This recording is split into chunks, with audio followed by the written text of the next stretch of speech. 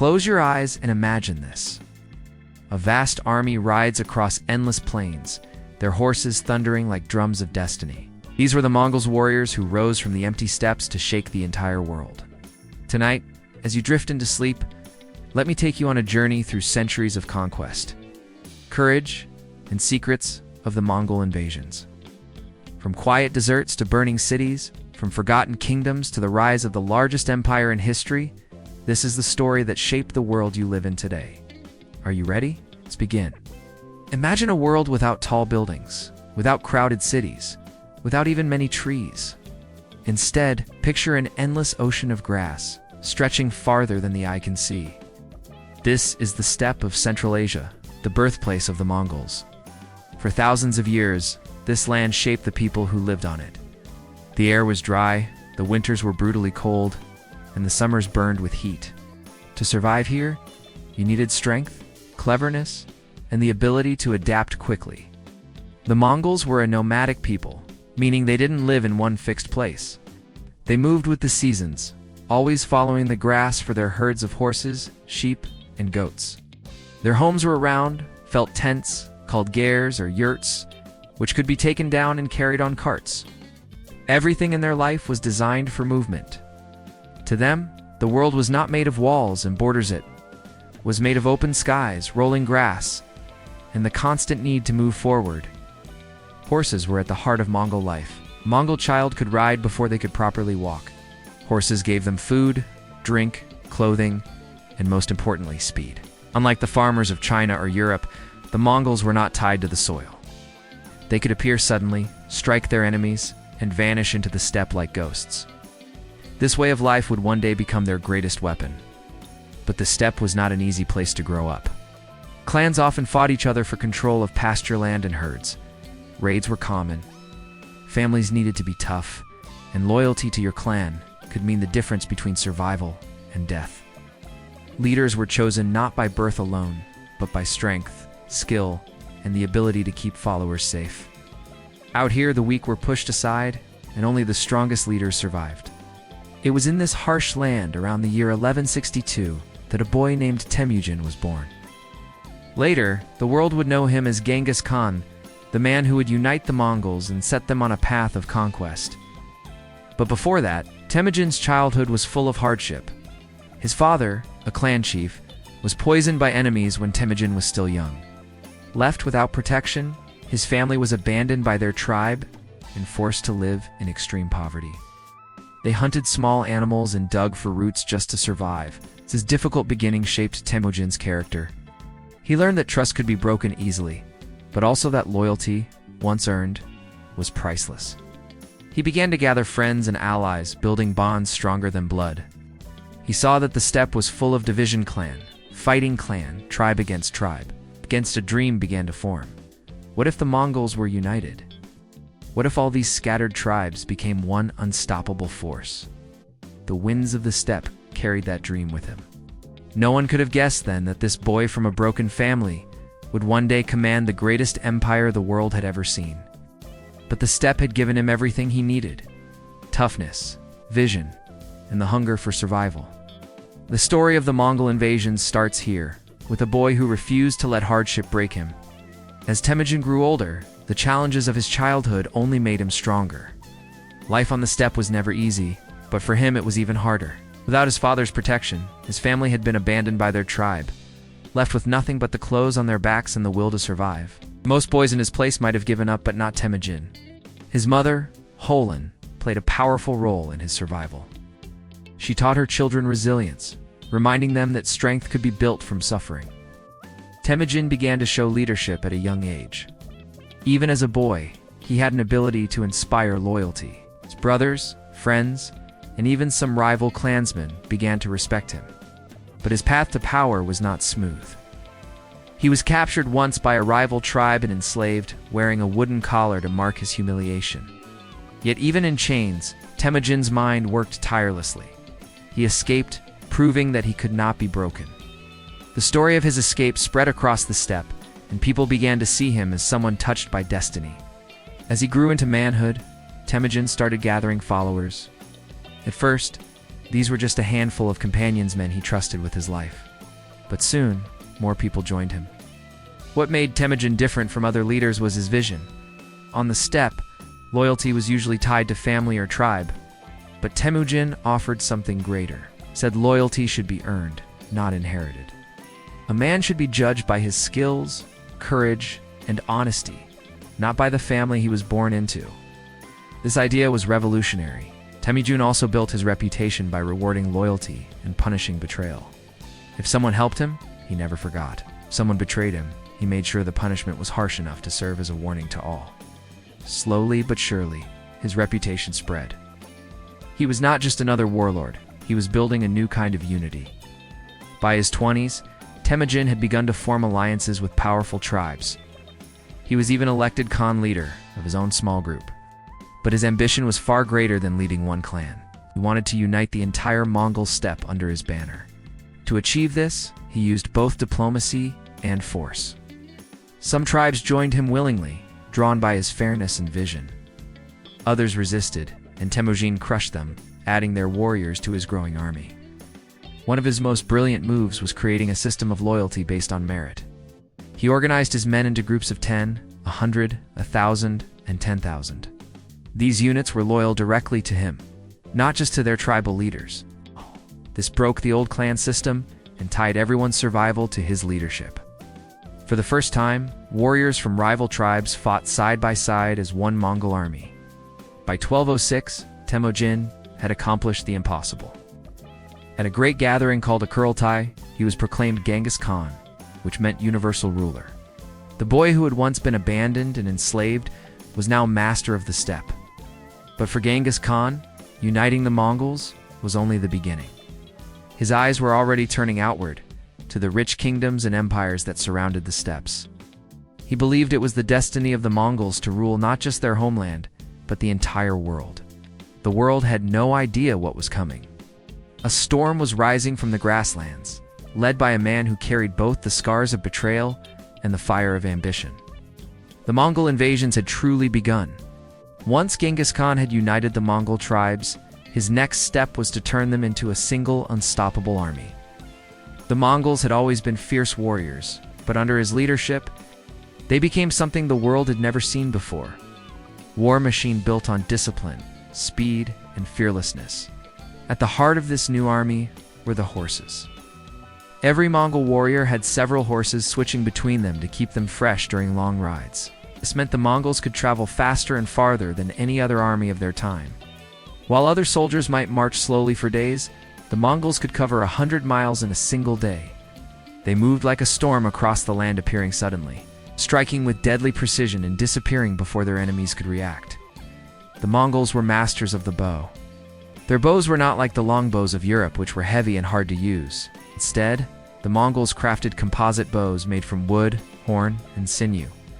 These bows were small and light, but incredibly powerful. A Mongol archer could shoot with deadly accuracy even while riding at full speed. Their arrows could pierce armor, and their skill made them feared across continents. But Genghis Khan knew that weapons and speed alone were not enough. He introduced strict discipline. Unlike many armies of the time, where nobles commanded because of their birth, Genghis Khan promoted men based on merit.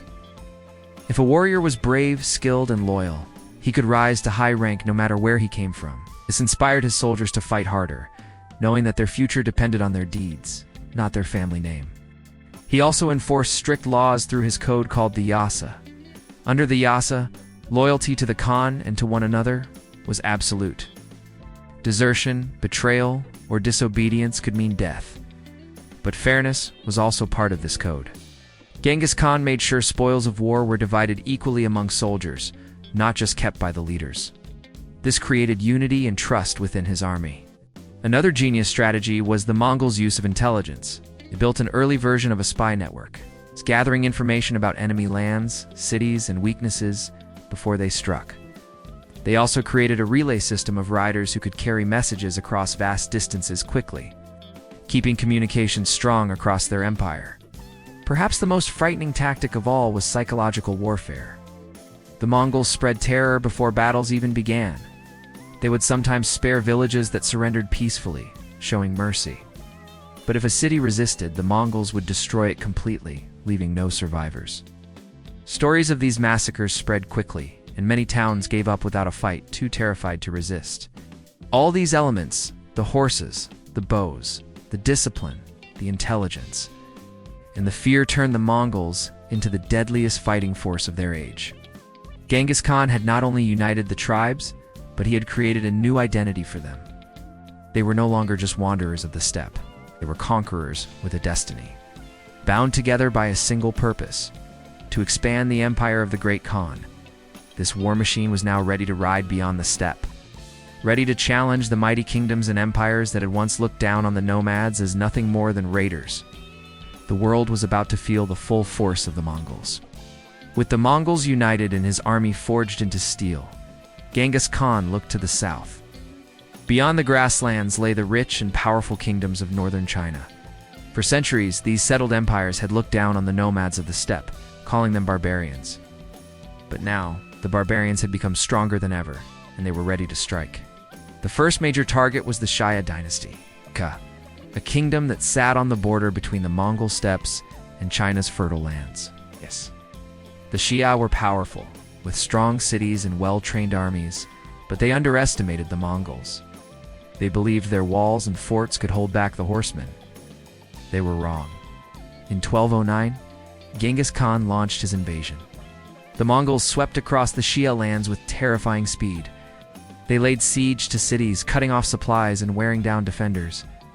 The Mongols were not just warriors of the open field. They quickly adapted to siege warfare. They captured engineers from conquered lands and forced them to build siege machines, catapults, battering rams, and even early forms of gunpowder weapons. These new tools allowed them to break through walls that had stood for centuries. The Xia dynasty, shocked by the ferocity of the Mongols, surrendered and agreed to become a vassal state, paying tribute to Genghis Khan. This victory sent a message to the rest of China. The Mongols were no longer just raiders. They were conquerors who could not be ignored. Next, Genghis Khan turned his eyes to the Jin dynasty, which ruled much of northern China. The Jin were wealthier and stronger than the Xia. They commanded huge armies and controlled prosperous cities filled with riches. But they also carried weaknesses: corruption, overconfidence, and leaders who underestimated the steppe warriors. In 1211, the Mongols invaded Jin territory. At first, the Jin believed they could crush the invaders easily, at fortresses, crossbows, and tens of thousands of soldiers. But the Mongols fought differently. They used speed and deception. Sometimes they pretended to retreat, luring the Jin armies out of their strongholds, only to turn back suddenly and ambush them. Other times they attacked from multiple directions, confusing their enemies and cutting off their supply lines. One of the Mongols' greatest victories came at the Battle of Yehuling, also known as the Wild Fox Ridge, in 1211. The Jin army, far larger than the Mongols, marched confidently to battle.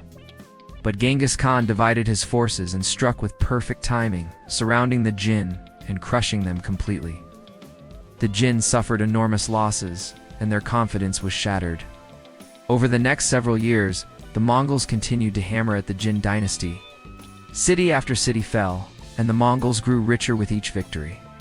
By 1215, they had captured the great Jin capital of Jiangdu, modern-day Beijing.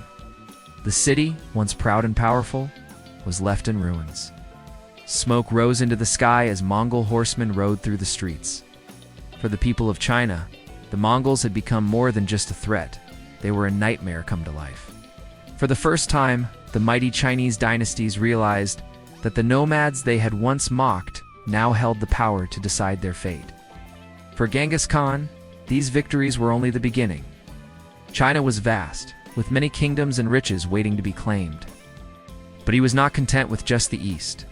His gaze began to drift westward, where the great empires of Central Asia and beyond. After crushing the Jin dynasty's armies in northern China, Genghis Khan's hunger for conquest only grew stronger. The Mongols had proven themselves against one of the wealthiest kingdoms in the world. Now the Great Khan turned his gaze westward, toward the powerful cities and trade routes of Central Asia. This was the land of the Khwarezmian Empire, a kingdom that stretched across modern-day Iran, Turkmenistan, Uzbekistan, and beyond. The Khwarezmian Empire was rich and influential. Its cities were full of merchants, scholars, treasures brought in by the famous Silk Road, the network of trade routes connecting the east to the west. Genghis Khan saw this empire not just as a land to conquer, but as a gateway to controlling global trade. At first, he did not come as a destroyer, but as a partner. He sent caravans of Mongol merchants to trade and establish peaceful relations. But peace would not last. The governor of one Khwarezmian city, Otrar, suspected the Mongol caravan of being spies.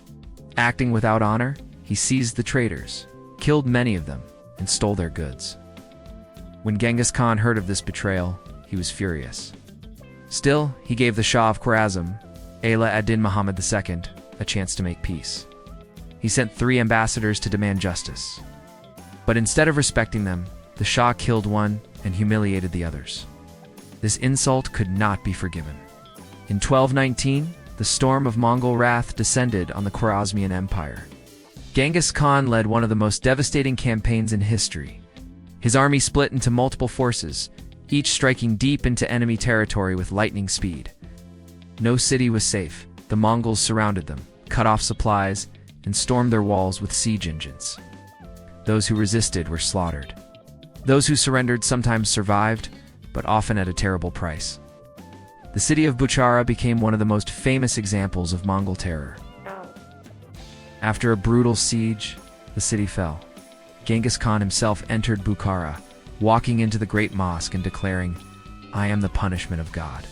If you had not committed great sins, God would not have sent a punishment like me upon you." His words spread fear across the entire empire. One by one, the great cities of Central Asia, Samarkand, Urgench, Nishapur fell to the Mongols. Each conquest left behind mountains of destruction. Entire populations were wiped out, libraries burned, and the survivors enslaved. It was a tragedy for the people of Central Asia, but it also demonstrated the absolute power of the Mongol war machine. The Shah himself fled westward, chased by Mongol armies until he finally died. Broken and in exile, on an island in the Caspian Sea, his once great empire was left in ruins, its cities turned to ashes. The conquest of Central Asia showed the world something terrifying. Resistance to the Mongols often meant total destruction. Genghis Khan's strategy was not only about winning battles, it was about sending a message: surrender quickly, and you might live. Resist, and your city would be erased from the earth. For the Mongols, this campaign also opened new doors.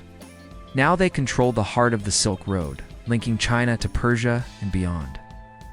Wealth flowed into their hands, and their empire stretched farther than ever before. But for Genghis Khan, the world was still not enough. His next campaigns would bring the Mongols even deeper into lands that had never imagined facing horsemen from the steppes. After the fall of the Khwarezmian Empire, the Mongols' name was carried on the wind like a curse. Villages whispered of their speed, cities trembled at their cruelty, and rulers far away began to fear that they might be next. For the Islamic world, the Mongol invasion was more than a war, it was a nightmare that reshaped history. The Khwarezmian Empire had once been a proud Islamic state, full of bustling markets, scholars, and mosques that echoed with prayer. But when the Shah betrayed the Mongol envoys, he sealed his people's fate. The Mongols did not fight simply for land. They fought for revenge and complete domination. The way they destroyed Persia showed just how ruthless they could be. Take the city of Samarkand, one of the jewels of Central Asia. Its walls were tall, its defenses strong, and its streets filled with life. When the Mongols arrived, they surrounded it completely, cutting off escape.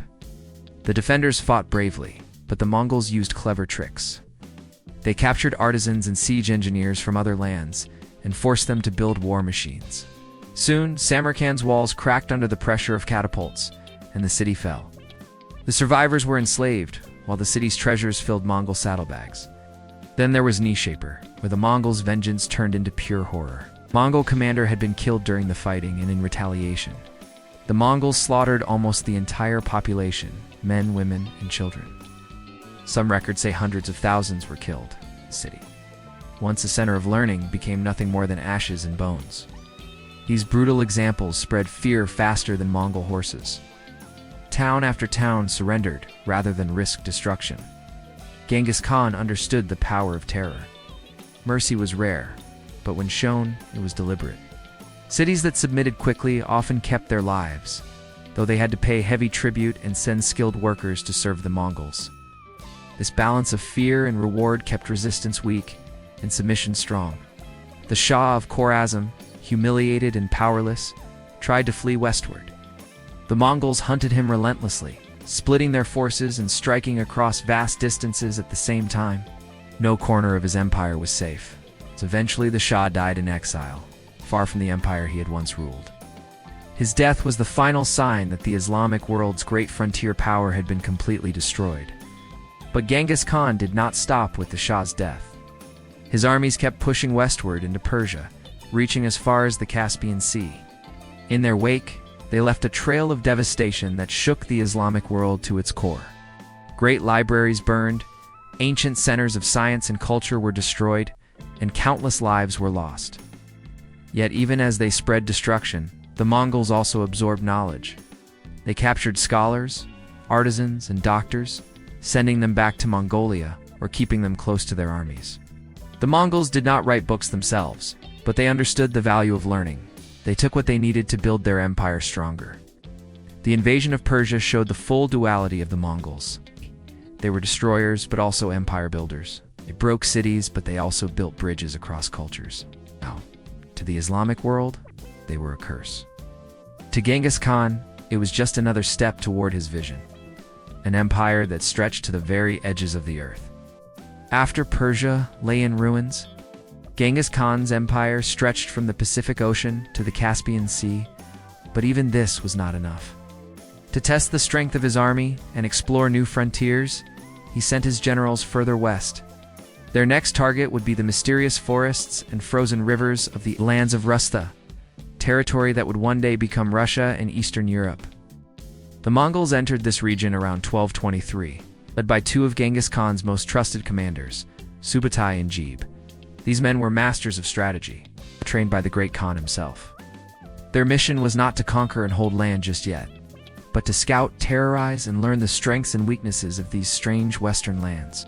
The people of Rus were not united. Instead, they were divided into many principalities, small kingdoms centered around powerful cities like Kiev, Novgorod, and Vladimir. These princes often fought among themselves, just as the Mongol tribes had once done before Genghis Khan united them. This disunity would prove disastrous. At first, the princes of Rus underestimated the Mongols. They thought of them as distant raiders from the steppe, dangerous but not unstoppable. But the Mongols quickly showed their true power. They swept across the countryside, burning villages and capturing towns. Their speed was shocking. Armies of Rus struggled to keep up, bogged down by heavy armor and poor coordination. The most famous clash came at the Battle of the Kalka River in 1223. The princes of Rus gathered a massive army, said to be larger than the Mongol force. Confident in their numbers, they marched out to crush the invaders. But Subutai and Jebe were masters of deception. Pretending to retreat, they lured the Rus army deep into unfamiliar territory. For days, the Rus chased them, believing victory was close. Then suddenly the Mongols turned. In a carefully planned ambush, they surrounded the Rus and attacked with deadly precision. Chaos erupted as the Rus forces broke apart. Thousands were killed, and many of the captured princes were executed in brutal fashion. The lesson was clear: numbers alone could not defeat Mongol strategy. The lands of Rus lay open to the Mongols, but instead of pressing further, Subutai and Jebe pulled back. They had achieved their mission. They had tested their enemy, spread terror, and gathered valuable knowledge. They returned east with riches, captives, and a clear understanding of how weak and divided the western lands truly were. This campaign into Rus was like the rumble of distant thunder before a great storm. For the people of Eastern Europe, it was only a warning of what was to come. The full invasion would not strike until years later, after Genghis Khan's death, when his grandsons returned to finish what had begun. But even this first taste of Mongol power left scars that would never be forgotten. For Genghis Khan, the campaign into Rus proved something vital. His empire's reach was limitless. His horsemen could ride across deserts, mountains, rivers, and frozen plains, and still emerge victorious. To him, no land was too far, no people too strong. The dream of world conquest was becoming more real with every hoofbeat. While his generals explored the far west, Genghis Khan's eyes turned back toward the east. The Jin dynasty, rulers of northern China, had once mocked the Mongols as mere raiders. Now they faced the full wrath of an empire forged by fire. Genghis Khan was determined to bring them down completely. The Jin were wealthy and powerful. Their cities were full of palaces, markets, and strong walls. They had huge armies armed with crossbows and defended by high fortresses. But the Mongols had learned much since their earlier battles. They were no longer just riders of the steppe. They had mastered siege warfare, gathering engineers and craftsmen from conquered lands to build machines of destruction. In 1211, the Mongols had already begun attacking Jin lands, but now the campaign intensified. They struck swiftly, breaking armies in the field and then turning to cities. The Mongols brought with them catapults, battering rams, and even early forms of gunpowder bombs, hurling fire and stone against walls that had once seemed unbreakable. One of the most important battles was the capture of Yangdu in 1215, the great Jin capital, modern-day Beijing. The siege was brutal. The city's defenders fought desperately, but the Mongols surrounded them, cutting off all supplies. Hunger and disease spread inside the walls. When the Mongols finally broke through, they unleashed devastation. Fires consumed much of the city, and countless people were killed. Jiangdu, once a proud center of Chinese power, lay in ruins. But even after losing their capital, the Jin dynasty did not collapse immediately. They moved their court south to Kaifeng and continued to resist.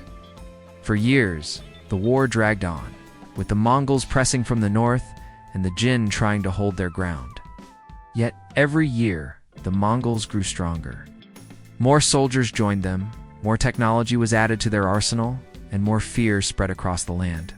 The Mongols also used cunning strategy. They cut off trade routes, attacked food supplies, and spread terror to weaken the Jin from within.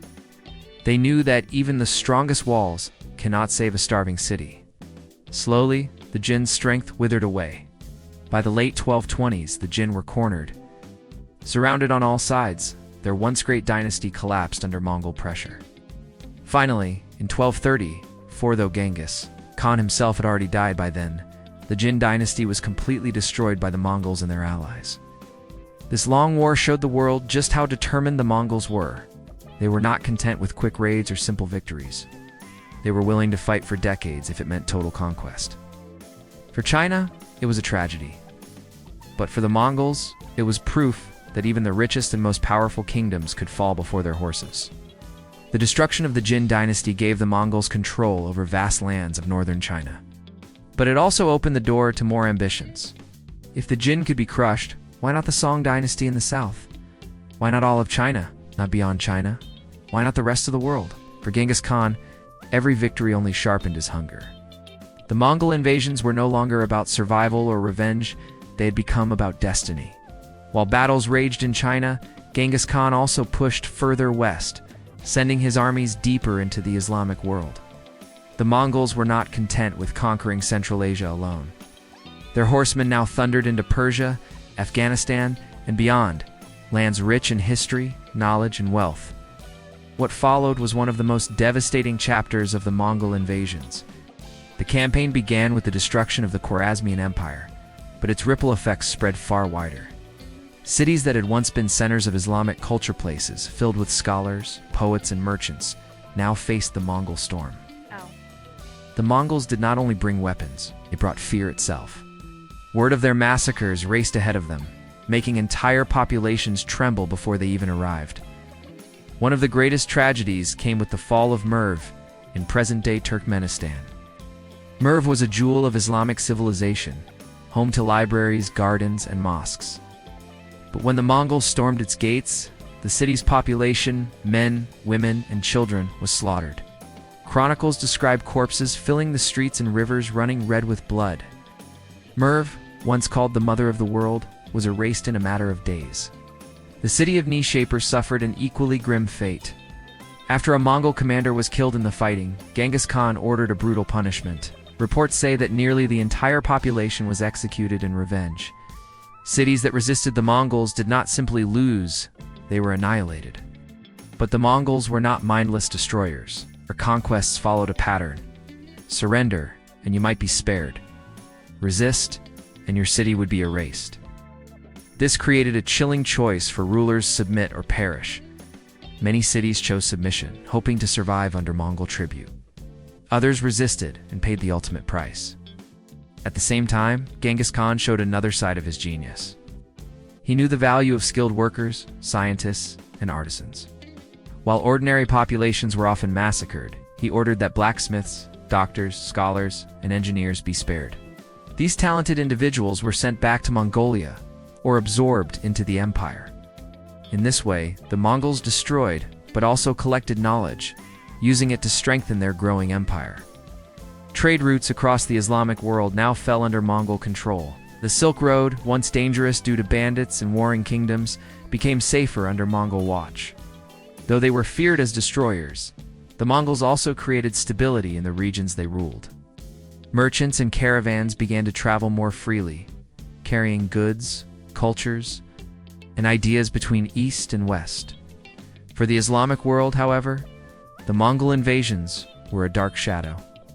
The heartlands of great civilizations, Persia, Khwarezm, and beyond, were scarred forever. Yet these conquests were not the end. They were only the beginning of even greater Mongol campaigns that would carry their armies into Iraq, Syria, and eventually as far as the gates of Europe.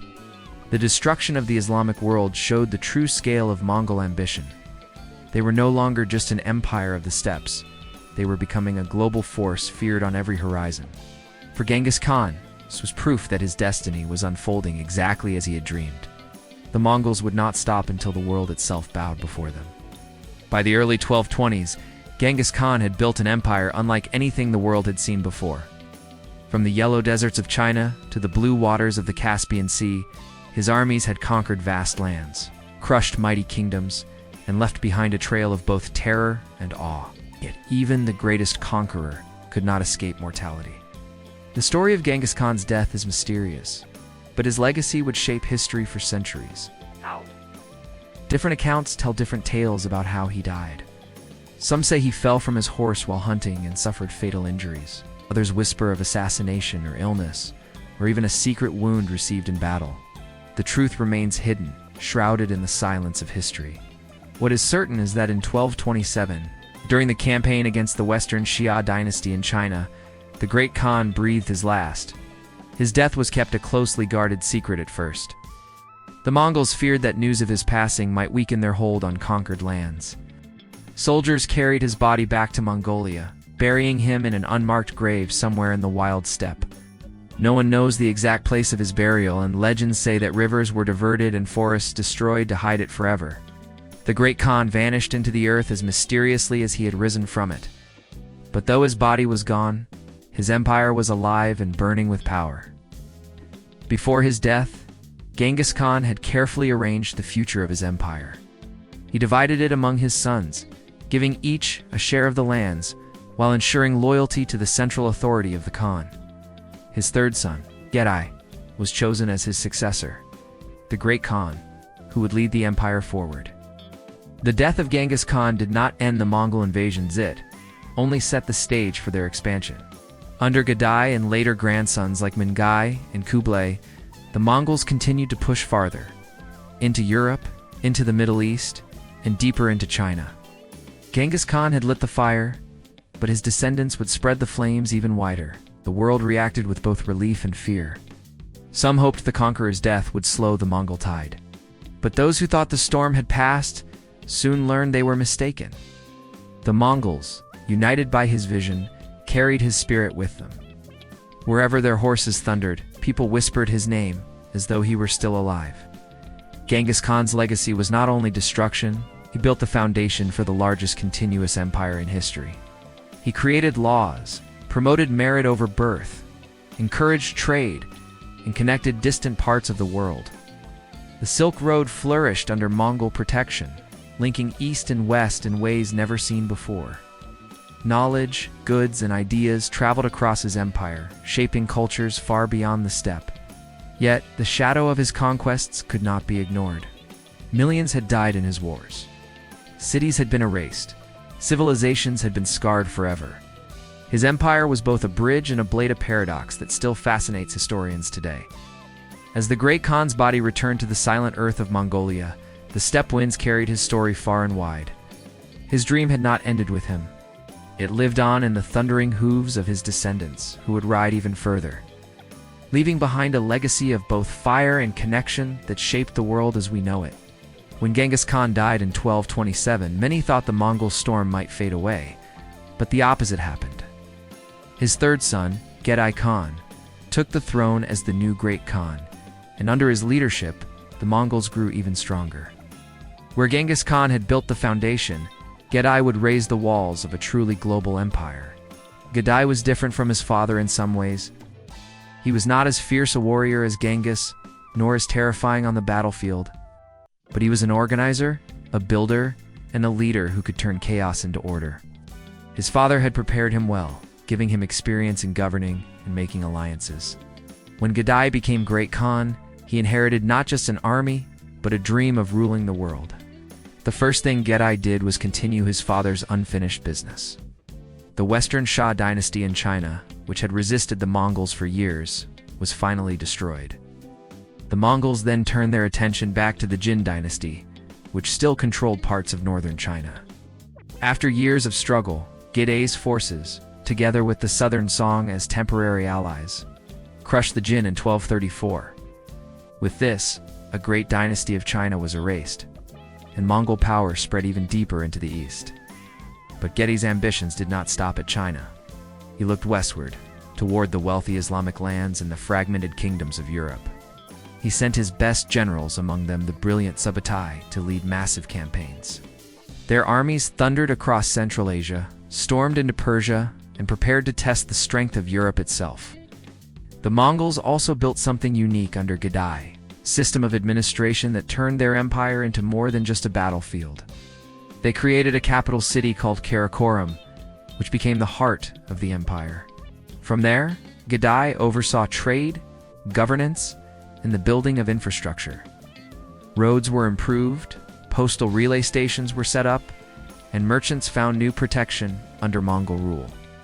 The empire was not only a war machine anymore, it was becoming a network of connections stretching across continents. Still, war remained at the center of Mongol life.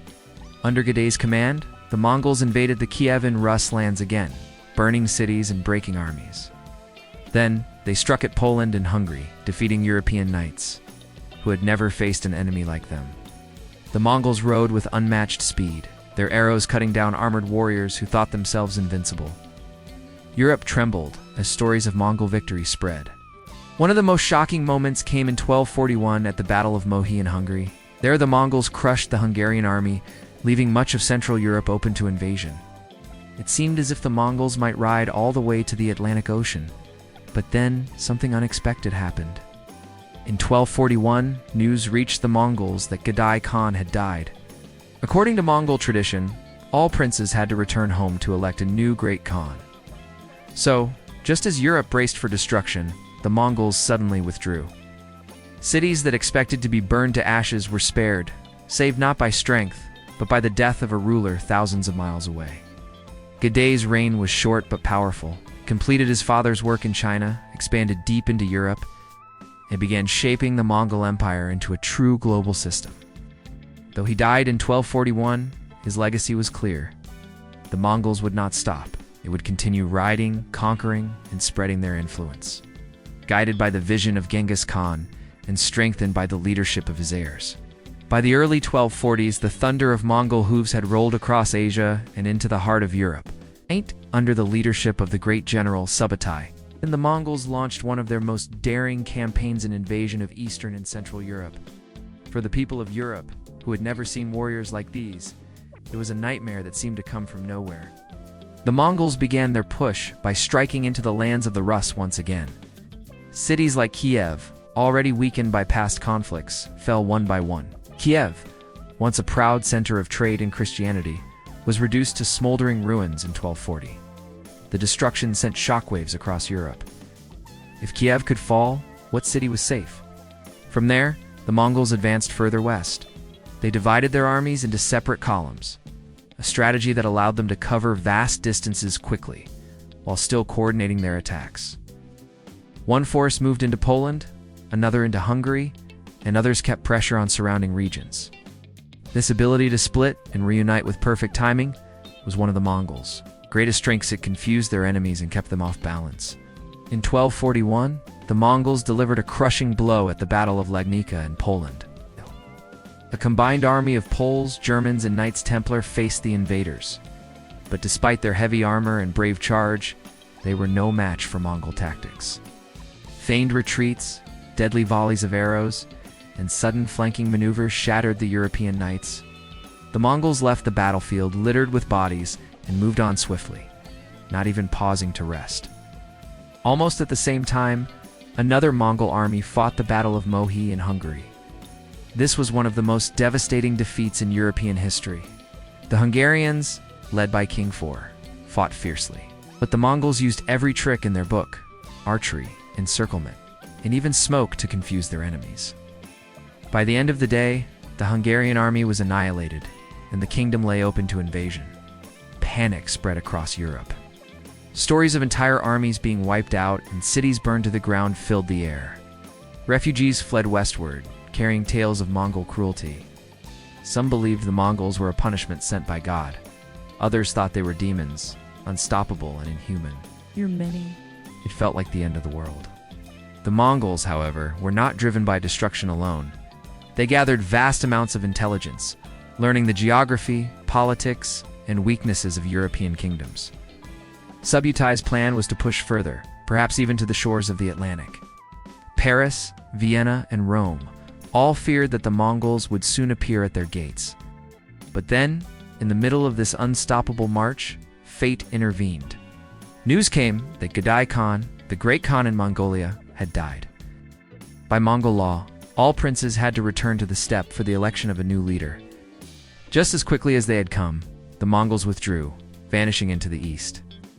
For Europe, it was as if the storm had lifted suddenly.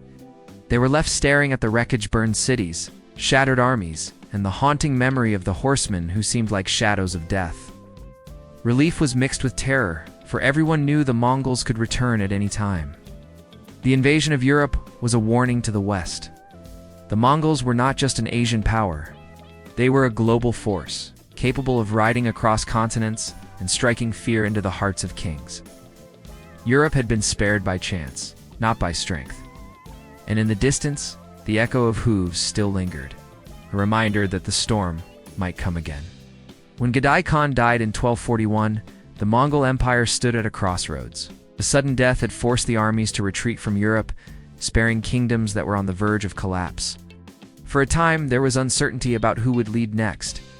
Power struggles erupted among Genghis Khan's descendants. But eventually, in 1251, his grandson Mongol Khan rose to the throne as Great Khan. Under his rule, the Mongol Empire would expand further than ever before. Mongol was not just a warrior, he was also a skilled administrator. He understood that an empire stretching across continents needed more than just military power. It needed order, systems, and stability. One of his first priorities was strengthening the empire's administration. He sent out census takers to count the people, measure the land, and calculate taxes. This allowed the Mongols to control their subjects more efficiently, collecting resources to fuel further conquests.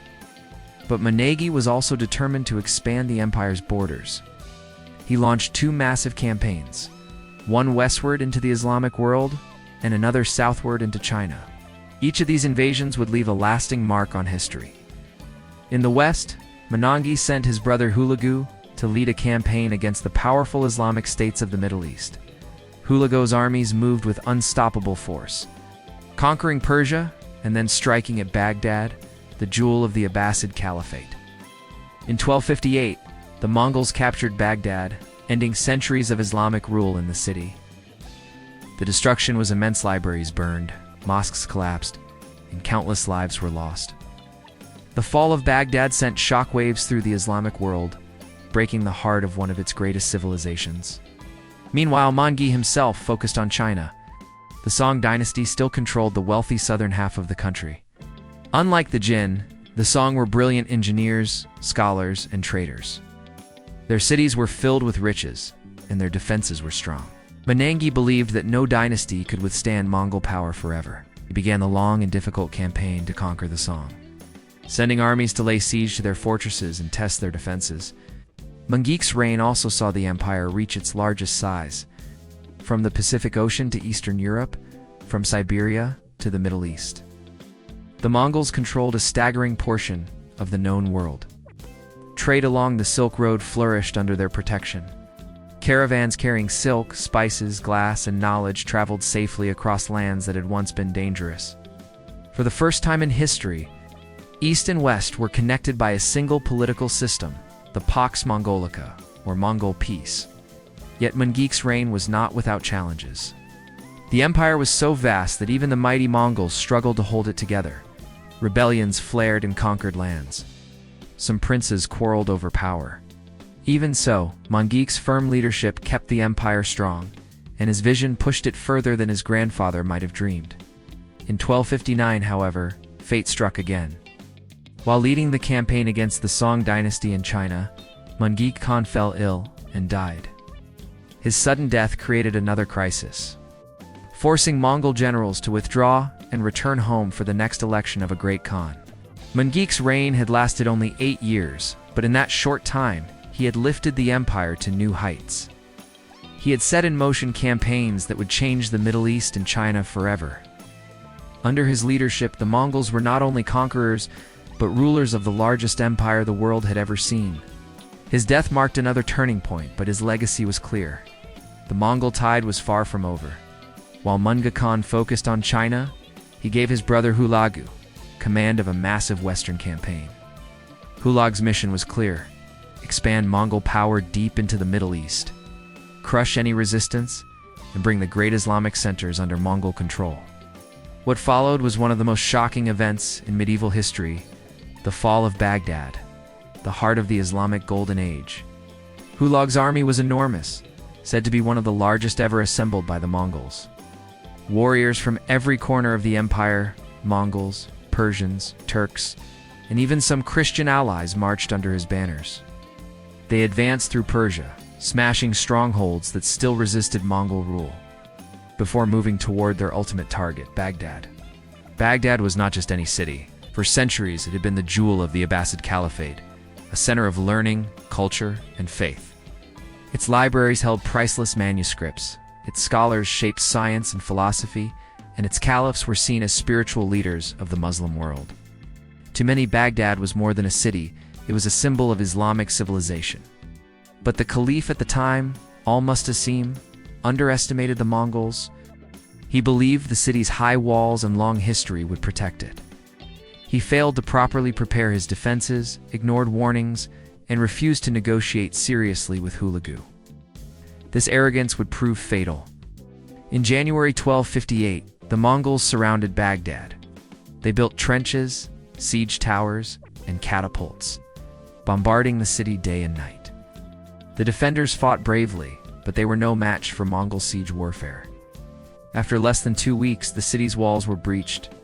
What followed was one of the bloodiest sackings in world history.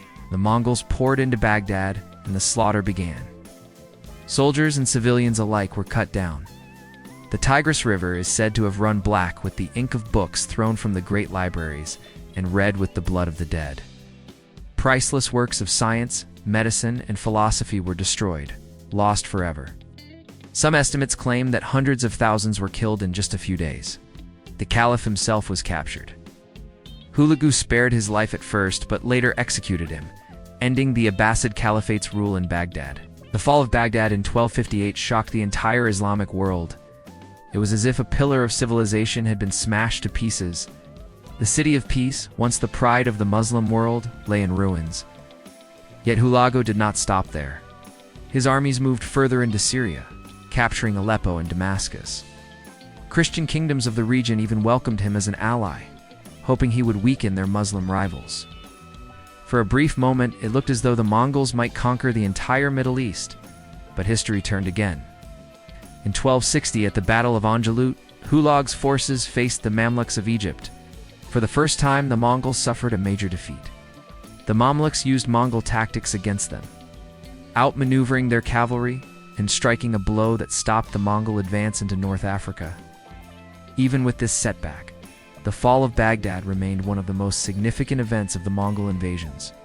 It marked the end of the Islamic Golden Age in the city and left scars that would last for centuries. For Hulagu, it was both a triumph and a turning point. He had destroyed one of the greatest cities in the world, proving the Mongols' power, but also awakening fierce resistance that would challenge them in the years to come. While Hulagu carved his path of conquest in the Middle East, another grandson of Genghis Khan was making history in the East. His name was Kublai Khan, and under his rule, the Mongol Empire would achieve one of its greatest triumphs, the conquest of the Song dynasty in southern China. This victory would not only complete the Mongol domination of China, but also create one of the most powerful dynasties in history, the Yuan dynasty.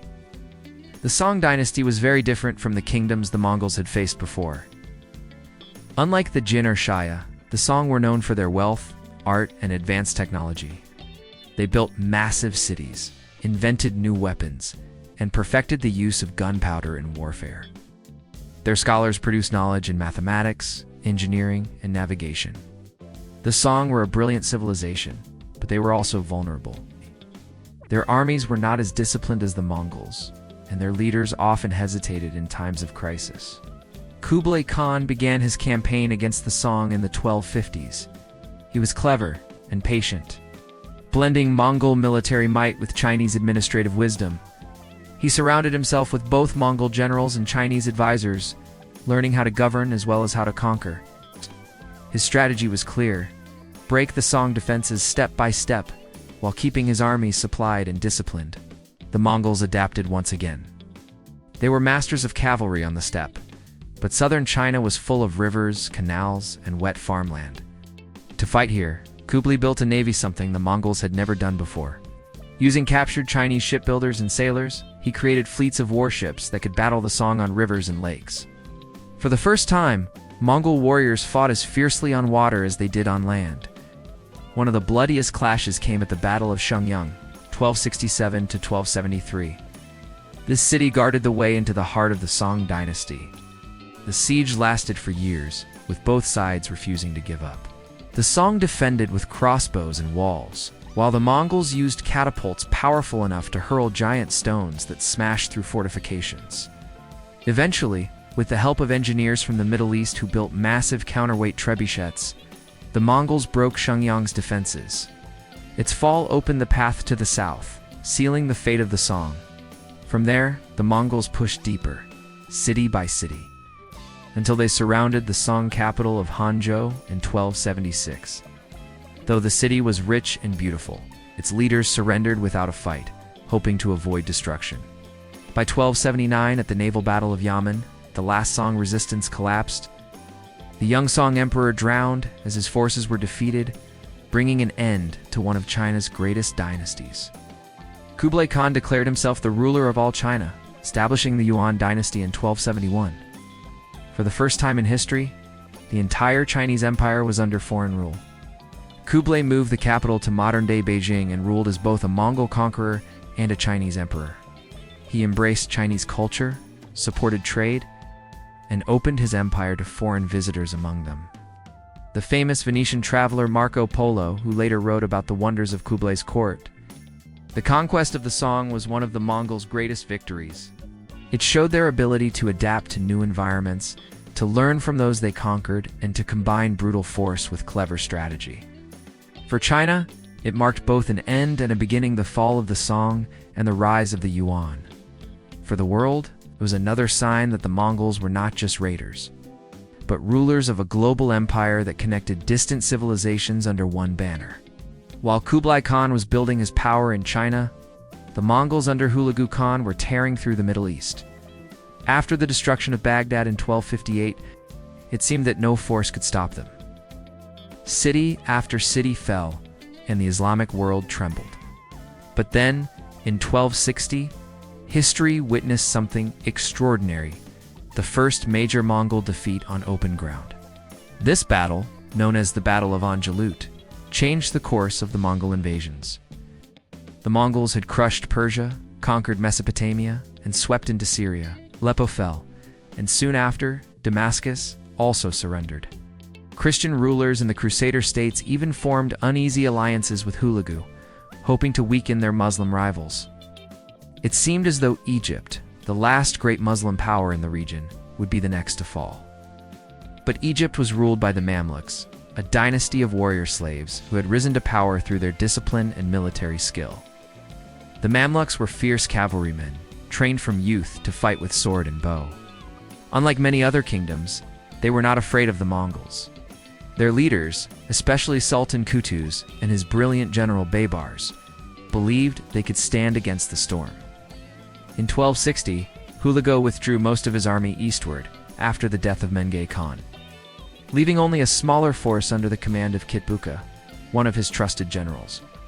This presented the Mamluks with a rare opportunity. Instead of waiting for the full Mongol army to return, they struck quickly, gathering their forces and marching north. The two armies met at Ain Jalut, in the Jezreel Valley of modern-day Israel. The Mongols, though fewer in number than usual, still fought fiercely. They expected to use their traditional tactics, swift charges, volleys of arrows, and feigned retreats to crush the enemy as they had done countless times before. The Mamluks were ready. Using their knowledge of Mongol tactics, Baybar set a clever trap. He ordered his men to pretend to retreat, drawing the Mongols into a pursuit. Believing victory was near, the Mongols chased them. Suddenly, hidden Mamluk forces attacked from the flanks, surrounding Kitbuka's army. Trapped and outnumbered, the Mongols fought desperately but were overwhelmed. Kitbuka himself was captured and executed. For the first time in history, the Mongols had been defeated in a major battle. The victory at Ain Jalut sent shockwaves across the world. It proved that the Mongols were not invincible, that with discipline and clever strategy, they could be stopped.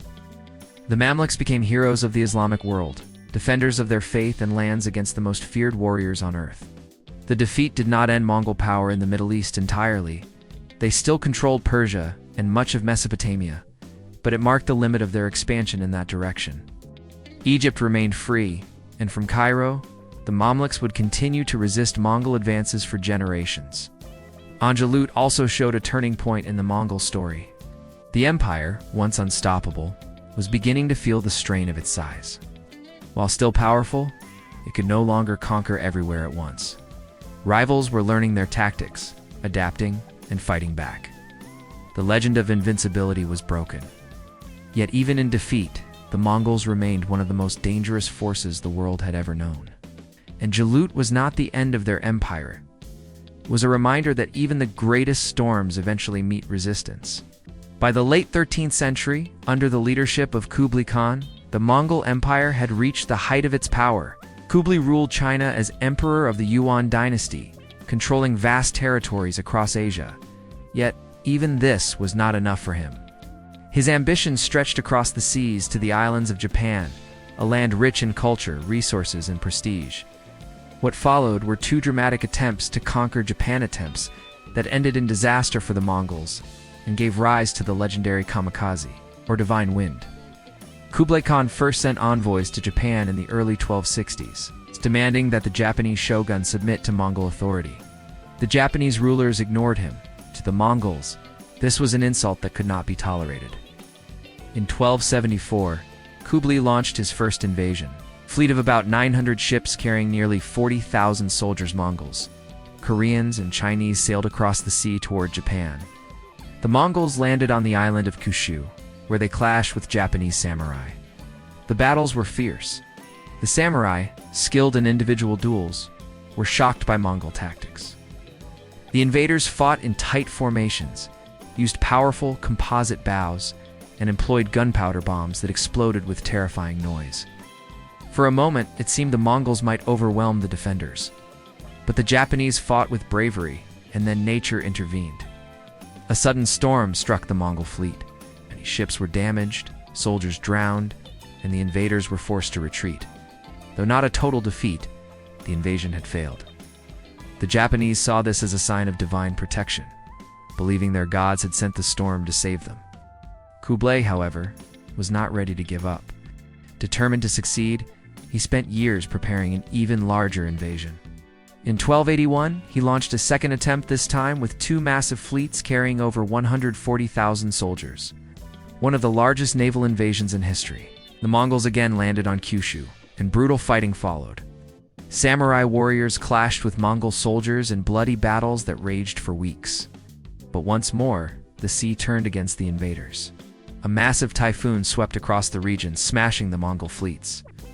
Thousands of ships were destroyed and countless soldiers were drowned or stranded. The survivors who made it to shore were hunted down by the samurai. The invasion ended in total disaster. The Japanese called this storm the kamikaze, meaning divine wind. They believed it had been sent by the gods to protect their homeland. The legend of the kamikaze became one of Japan's most cherished stories, a symbol of divine favor and national pride. For the Mongols, the failed invasions of Japan were a rare humiliation. They had conquered mighty empires on land, but the sea proved to be their greatest enemy. The defeats showed the limits of Mongol expansion. Even the most powerful empire in the world could not control the winds and waves. Yet these invasions also revealed the ambition of Kublai Khan. He was not content with ruling the largest land empire in history. He sought to extend his power across the seas. Though he failed in Japan, his attempts marked one of the earliest large-scale naval invasions in world history. A reminder that the Mongols were always pushing the boundaries of what seemed possible. After conquering vast lands in China, Central Asia, and the Middle East, the Mongols under Kublai Khan turned their attention southward. Their eyes fell on the lush tropical lands of Southeast Asia, Vietnam, Burma, Myanmar, and even the distant kingdom of Java. But here, the Mongols faced challenges unlike anything they had seen before. Instead of open steppes and deserts, they encountered dense rainforests, heavy rains, and fierce local resistance. The first target was Dai Viet, the kingdom of northern Vietnam. Kublai sent envoys demanding tribute, but the Vietnamese rulers refused. In 1257, the Mongols invaded with thousands of horsemen, expecting another quick victory. At first, they captured the capital, Thang, long modern Hanoi. But the humid climate and tropical diseases began to weaken them. The Vietnamese also used guerrilla tactics, striking quickly from the forests and swamps, then disappearing. By 1258, the Mongols withdrew, suffering heavy losses.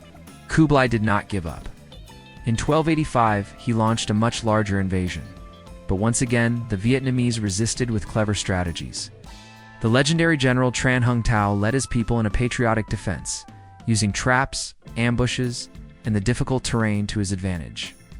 At the famous Battle of Bac Dong River, the Vietnamese drove wooden stakes into the riverbed, hidden under the water. When the Mongol fleet sailed in during high tide, the stakes pierced their ships as the tide fell, destroying much of the navy. Defeated and humiliated, the Mongols retreated again. In Burma, the Mongols also faced enormous challenges. The pagan kingdom, once powerful and rich, resisted Mongol demands. Kublai sent armies through the mountains and jungles to bring them to heel. Though the Mongols captured Pagan in 1287, they could not fully control the region.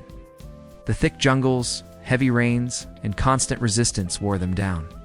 Perhaps the most ambitious expedition was the attempt to invade Java in 1293.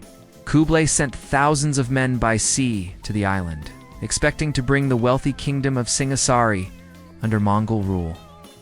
At first, the Mongols fought alongside a local prince who promised to help them, but soon they were betrayed. The Javanese launched surprise attacks, and the Mongols, unaccustomed to the tropical climate and terrain, suffered terrible losses. Once again, they withdrew in defeat. These campaigns showed the limits of Mongol expansion, where cavalry and siege engines were unstoppable on the open plains. But in jungles and monsoon rains, their strength was blunted. Disease, heat, and unfamiliar terrain proved deadlier than swords. Southeast Asia became one of the few regions that the Mongols could not fully conquer. Still, these invasions left their mark. They demonstrated the vast ambition of the Mongols, who were willing to send armies across seas and into jungles in search of new lands. They also showed the resilience of local peoples like the Vietnamese and Javanese, who resisted one of the greatest empires in history and won. For Kublai Khan, the failures in Southeast Asia were frustrating, yet they also revealed an important truth. The Mongol Empire, though mighty, was not limitless. Even the greatest conquerors had boundaries set not by men, but by nature itself. By the late 13th century, the Mongol Empire had stretched from the Pacific Ocean to Eastern Europe, encompassing deserts, steppes, mountains, and rivers, though known for their devastating invasions. The Mongols left behind more than destruction, they also created a legacy that would shape the world for centuries. One of the most important impacts of the Mongols was on trade. Before their conquests, traveling across Asia was dangerous. Bandits, hostile kingdoms, and harsh terrain made long-distance trade risky and slow. The Mongols changed that. Under the empire, trade routes became safer. Caravans could travel from China to Persia and even Europe with reduced threat from bandits or warring states. This stability allowed goods like silk, spices, tea, and precious metals to flow freely across continents.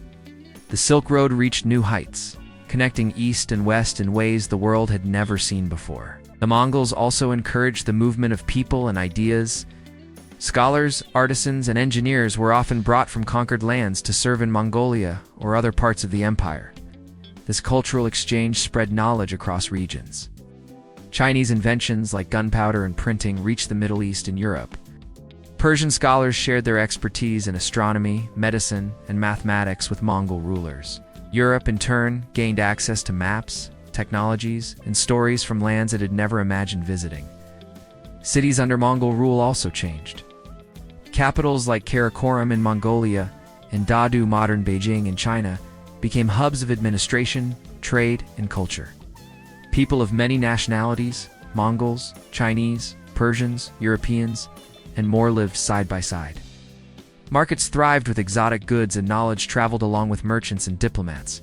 In a way, the Mongol Empire created an early version of globalization, connecting distant civilizations under one political framework. Yet the Mongol legacy was complex. Millions of people had died during their invasions. Cities and libraries were destroyed and cultures were scarred. Some regions, like Persia and Iraq, took centuries to recover from the devastation. The Mongols' rule was harsh, but it was also effective in uniting vast territories and establishing order where chaos had reigned. The Mongols also influenced military strategy and governance. Their merit-based promotion system, disciplined army structures, and use of intelligence and espionage became models for future empires. Armies across the world studied Mongol tactics, learning the importance of mobility, communication, and adaptability. Even European kingdoms who had survived the Mongol threat took lessons from their campaigns. Trade, culture, and knowledge flowed more freely because of the Mongols. Europe would later see the travels of explorers like Marco Polo, who brought stories of the empire's wealth and wonders. The empire encouraged curiosity and learning, even amid destruction. In many ways, the Mongols connected the medieval world in ways that few other empires had done. The story of the Mongols is thus a tale of contrasts.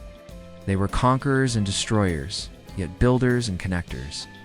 They spread fear and death, yet also ideas and trade. The empire they created was temporary, but its impact was permanent. The world would never forget the thundering hooves, the terror they inspired, and the incredible networks they built across continents. Even as the Mongol Empire eventually fractured into smaller khanates, its influence remained. Trade continued, cultures mingled, and the world became a slightly smaller, more connected place because of the conquests of a people who once rode across the endless steppes of Central Asia. By the end of the 13th century, the Mongol Empire had reached the peak of its power. From the frozen steppes of Siberia to the jungles of Southeast Asia, from the deserts of Persia to the plains of Hungary, no land had escaped the shadow of their horses. The Mongol invasions had changed the course of history, leaving behind a legacy both terrifying and remarkable. Though the empire would eventually fragment into smaller khanates, the memory of Genghis Khan and his descendants remained alive. Leaders across Eurasia, whether in China, the Middle East, or Europe, could not forget the swiftness, discipline, and sheer power of the Mongols. For centuries, the stories of the Mongol invasions would inspire awe, fear, and fascination. The Mongols were masters of adaptation. On the open steppe, they were unmatched riders and archers. In deserts, mountains, and frozen plains, they moved with incredible speed. They adapted to rivers, built fleets to cross seas, and even learned siege techniques from those they conquered. Wherever they went, they changed the way people thought about war, governance, and survival. At the same time, The Mongols were empire builders. They connected lands that had rarely interacted before. They encouraged trade along the Silk Road, protected merchants, and facilitated the exchange of ideas, technology, and culture. Chinese inventions like paper, gunpowder, and printing spread westward, while knowledge from Persia, India, and the Islamic world reached Mongolia and China. In a way, the Mongols shrank the world, making it more connected than it had ever been. Yet their conquests came at a terrible cost. Millions of lives were lost, cities were destroyed, and entire cultures were shaken. Baghdad, Samarkand, Nishapur, Kiev, and countless other cities were burned or pillaged. Historians often describe the Mongol invasions as both a tragedy and a marvelous story of immense destruction paired with unprecedented empire building. The Mongols also left a lasting mark on governance and military strategy. Their merit-based promotions, strict discipline, intelligence networks, and rapid communication systems influenced armies for generations. They showed that even the vastest empires could be held together through organization, loyalty, and vision. In China, the Yuan dynasty would rule for nearly a century, blending Mongol and Chinese culture. In the Middle East, trade routes flourished under Mongol protection. In Europe, the fear of Mongol horsemen inspired reforms in defense and diplomacy. Even long after their armies retreated, the Mongols' influence continued to ripple across continents. Perhaps the most lasting lesson of the Mongol invasions is the duality of power. The same force that could destroy entire cities could also connect civilizations, protect trade, and spread ideas. So the Mongols were both storm and bridge, terror and teacher. They remind us that history is rarely simple. It is full of contrasts, lessons, and stories that shape the world long after the battles have ended. As we close our eyes tonight imagining the endless steppes, the thundering horses, and the rise and fall of empires, we remember a people who rode across the world with unstoppable speed, leaving behind a legacy of both awe and fear. The Mongol invasions may have ended centuries ago, but their story lives on in history and culture, and in the imagination of all who hear it.